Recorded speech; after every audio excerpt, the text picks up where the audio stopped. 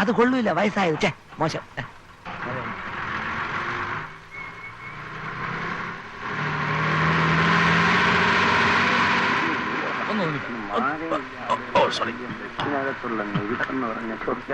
അയ്യോ എങ്ങോട്ടാ?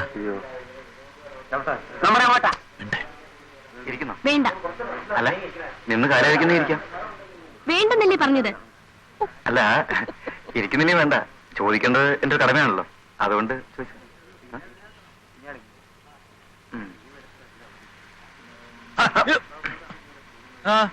എന്തിനാ? ഞാനെന്നാ സീറ്റാ? ആ ബസ്സിലെ സീറ്റ് ആകുമ്പോ അങ്ങനെ പലരും ഇരുന്ന് കാണും. കൂടെ ചിലക്കണ്ട, എനിക്കോ ഇല്ല. എന്തിനാ?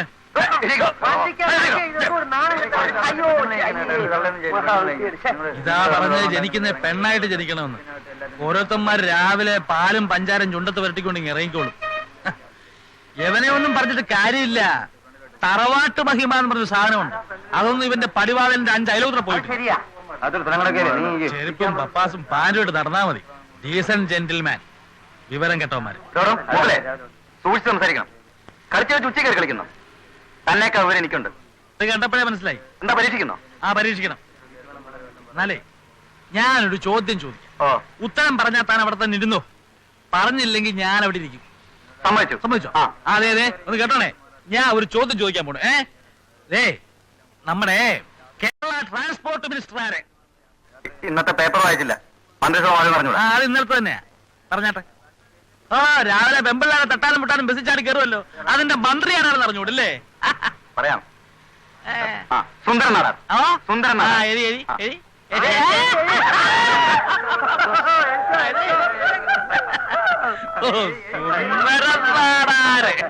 എന്നാ പിന്നെ കാമറായിരുന്നു പറയാറുണ്ടല്ലോ എനിക്ക്. അല്ല അങ്ങേര് പറഞ്ഞതല്ലേ എന്റെ ശരി. നമ്മുടെ ട്രാൻസ്പോർട്ട് വന്നിട്ട് സുന്ദരൻ നാടാരല്ലേ? ആരടോ അത്? ഈ ബസ്സിൽ ആർക്കാ അറിയാം?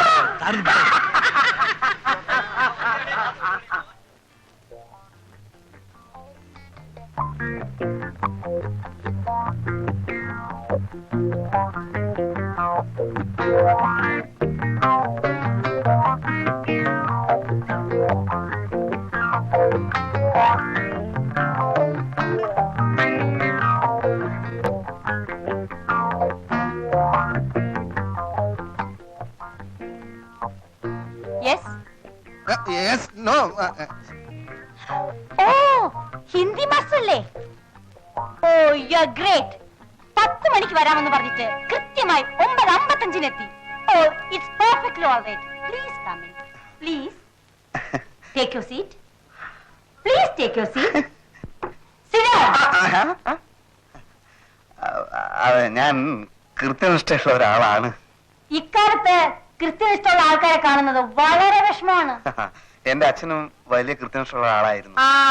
തോന്നി. ബ്ലഡിലുള്ളതാണ്. 10 ഗുണം 10 ഗുണം.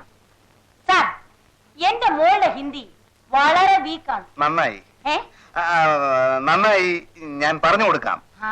എന്റെ വല്യച്ഛൻ ഒരു ഉത്തർപ്രദേശുകാരനായിരുന്നു.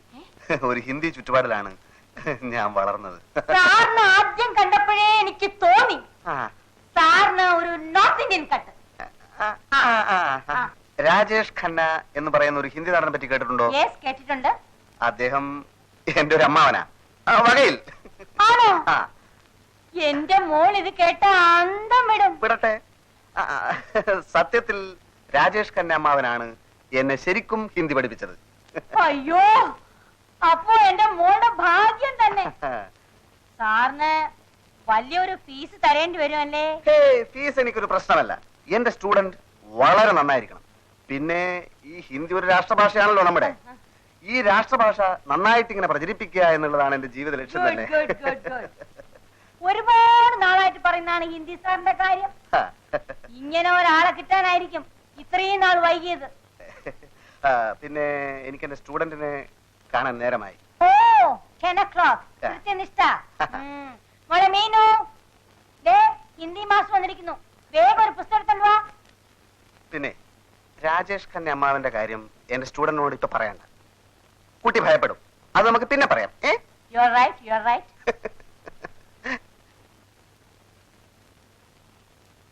മീനു, ഇതാണ് ഹിന്ദി മാസ്റ്റർ രാജേഷ്. ഞാൻ സാറിന്റെ പേര് ചോദിക്കാൻ മറന്നുപോയി. ഭക്ത ഖന്ന. യെസ്, ഭക്ത ഖന്ന.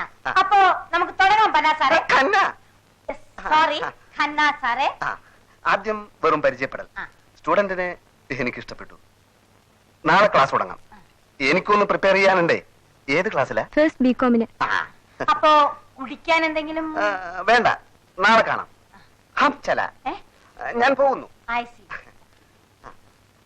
ഞാൻ പറഞ്ഞുതരാം.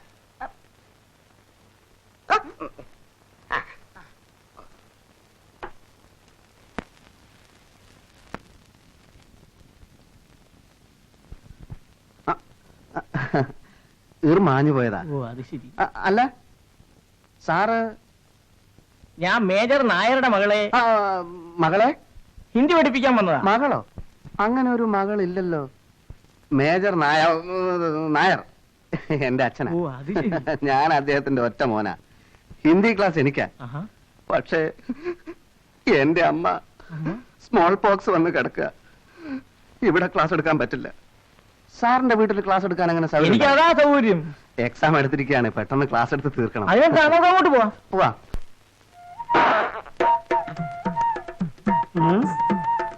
എന്താണ് മേജർ സാറേ മുഖത്തൊരു ചളിയർച്ച ഭാവം? ഒന്നുമില്ല. എന്നാലും ഒന്നുമില്ല. എന്തൊരു മനസ്സിലുണ്ടല്ലോ. ആര് കോഴിക്കുഞ്ഞോ? കൊറേ കാലയില് കണ്ടിട്ട്. ഞാൻ അല്പം ബിസിയായിരുന്നു വെച്ചത്.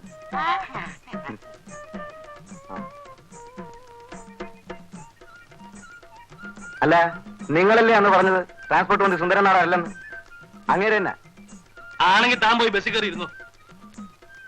അന്തസ്സുള്ളവരായ പറഞ്ഞ വാക്കിന് വില വേണം മിസ്റ്റർ.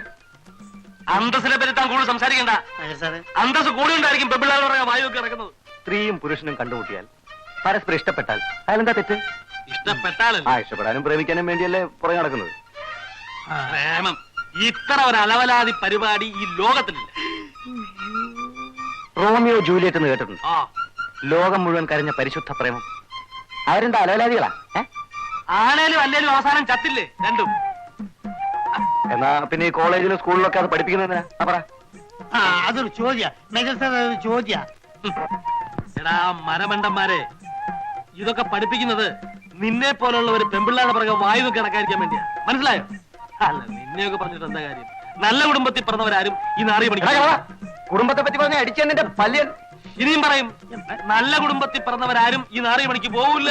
തന്റെ കുടുംബം നല്ലതാണോ? എന്താ സംശയം? തനിക്ക് പെമ്മക്കളുണ്ടോ? ഉണ്ടെങ്കിൽ അവൾ ആരെങ്കിലും പ്രേമിക്കുന്നുണ്ടോ? ഇല്ല. എന്നാ നല്ല കുടുംബത്തിൽ പറഞ്ഞ തന്റെ മകള് ആരെങ്കിലും പ്രേമിക്കുന്നതാണോ? അതിന് വേറെ ആരെങ്കിലും മകളായിരിക്കണം. ബെറ്റുണ്ടോ? ബെറ്റുണ്ട്. ബെറ്റോ? ബെറ്റുണ്ട്. ബെറ്റുണ്ട് മേജർ സാറേ. ഇത് നമ്മുടെ കുടുംബ പ്രശ്നമാണ്. ബെറ്റ് അടിക്കണം. എന്താ പറ്റ്? ബെറ്റ് എന്താ പറ്റ്? 3 മാസത്തിനുള്ളിൽ തന്റെ മകൾ ആരെങ്കിലും പ്രേമിക്കുന്നു എന്ന് ഞാൻ സ്ഥാപിച്ചാൽ താൻ ഈ ഒരു ദിവസത്തെ മീശെടുക്കണം. അയ്യേ, അത് കാണാൻ ഭയങ്കര വൃത്തിയായിരിക്കും. അല്ല, സപ്പോസ് അവൾ പ്രേമിച്ചില്ലെങ്കിലോ? അങ്ങനെ എന്റെ തല ഞാൻ മുട്ട മുട്ട അടിക്കണം. അത് നമുക്ക് പച്ച പോരാ, മുട്ടയടിക്കണം. അടിക്കണം. മുട്ടയടിക്കണം. എല്ലാം അടിച്ചാലേ ബെറ്റ് ബെറ്റ് ബെറ്റക്ക് ബെറ്റ്. ബെറ്റ്. എണ്ണിക്കോ. മാസം 3. എന്നാ മുട്ടയടിക്കാനുള്ള ദിവസം താനും എണ്ണിക്കോ. ഒന്നാം സാക്ഷി പാച്ചിപ്പിട.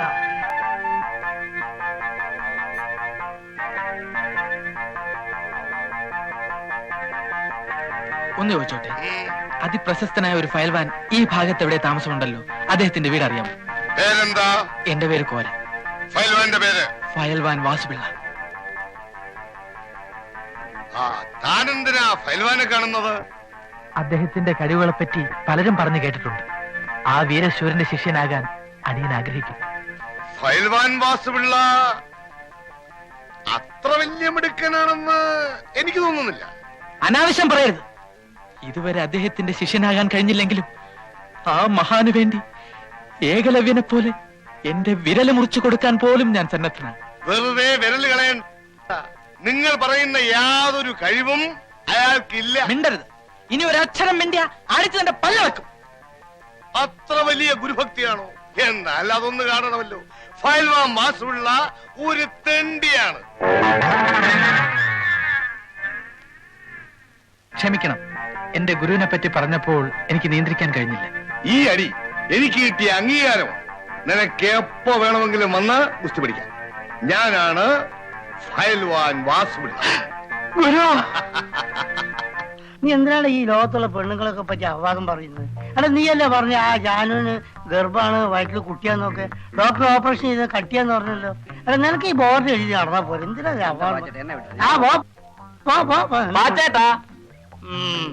പാച്ചൂന്ന് വിളിച്ചാ മതി. എന്താ വാച്ചേട്ടാ? ആ പറ്റത്ത രൂപയായി. കയ്യെടുക്ക്. 310 രൂപ. 310? ഇതെന്താ അക്ഷയ പാത്രം? അല്ല ചെമ്പ് പാത്രം. അല്ല തന്നാലും തീരുന്നില്ല. ആട്ടെ കറക്റ്റ് കണക്ക് പറ. 310 രൂപ 25 പൈസ. നിന്റെ ഒക്കെ കണക്ക് എന്റെ മനസ്സിലുണ്ട്. അത്രയല്ലേ ആയുള്ളൂ. ആ 400 തികഞ്ഞില്ലല്ലോ. പാച്ചേട്ടൻ പോയി. ഇനി കട ഇവിടെ ഇട്ടേച്ച് ഞാൻ അവിടെ പോണോ? അയ്യോ അതല്ല വാച്ചേട്ടാ. വാച്ചേട്ടാ ഒരു പാക്കറ്റ് വിൽസും ആ. ഇതേ 2 പഴവും. സപ്പോസ് പഴം ഇതേ തന്നെ വേണോ? ഒരു 5 രൂപ എടുത്തോണ്ട് വച്ചിട്ട് അപ്പൊ 400 തയ്യോ? എടാ നിന്റെ തന്തയല്ല എനിക്ക് ഇവിടെ കട വെച്ചെന്നറിയോ? എടാ മനുഷ്യനാലേ കുറച്ചൊക്കെ ഒരു ഇതൊക്കെ വേണം. സപ്പോസ് എന്തെങ്കിലുമൊക്കെ വേണം. അല്ല ഈ കണക്കിന് പോയി നീയൊക്കെ എന്നെ റോഡാ നേരാക്കല്ലോ അല്ലേ? അപ്പൊ പാച്ചേട്ടൻ ഞങ്ങളോടെ കൂടാമല്ലോ. എന്തിൽ തെണ്ടാനോ? ആ ചേടാ നിങ്ങളെ പറച്ചിൽ കേട്ടാതൊന്നും എനിക്ക് നോട്ടടിയാ തൊഴിലൊന്നും. എന്റെ കൈ കാശുണ്ടേ തരുവോ? ഇല്ലാഞ്ഞിട്ട് ഉണ്ടെന്ന് തരുമോ ഇല്ലാഞ്ഞിട്ടല്ലേ എന്ന്. അപ്പൊ സപ്പോസ് ഉണ്ടെങ്കിലും തരില്ല. ഇങ്ങനെ വായും പൊളിച്ച് നടന്നാൽ എവിടുന്ന് ഉണ്ടാവും? കോളേജ് വെക്കേഷൻ അല്ലേ? ഒന്നുകിൽ വീട്ടിൽ പോവാ, അല്ലെങ്കിൽ സപ്പോസ് എന്തെങ്കിലും ജോലിക്ക് പോവാ. ഇപ്പൊ തെണ്ടാൻ വരെ യൂണിയൻ മെമ്പർ ആവണം. മെമ്പർഷിപ്പിനുള്ള കാശുണ്ടെ പിന്നെ എന്തിനു തെണ്ടുന്നത്? നീ എന്ത് ജോലിയും ചെയ്യും? എന്റെ മാന്യതയെ ചോദ്യം ചെയ്യാത്ത എന്ത് ജോലിയും ചെയ്യും. മാന്യതയോ നിനക്കുണ്ടത്? ആ നീ ഏതായാലും ഒരു കാര്യം ചെയ്യും.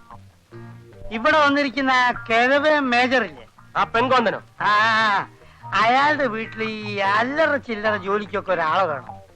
നീ പോയിട്ട് അയാളെ കണ്ടിട്ട് വലിയ കാര്യമൊന്നുമില്ല, ആ തവണയൊന്ന് കാണും. എന്താ കുട്ടി ഇത്? എഴുന്നേൽക്കൂ. എനിക്ക് 9 വയസ്സുള്ളപ്പോൾ എന്റെ അമ്മ മരിച്ചു.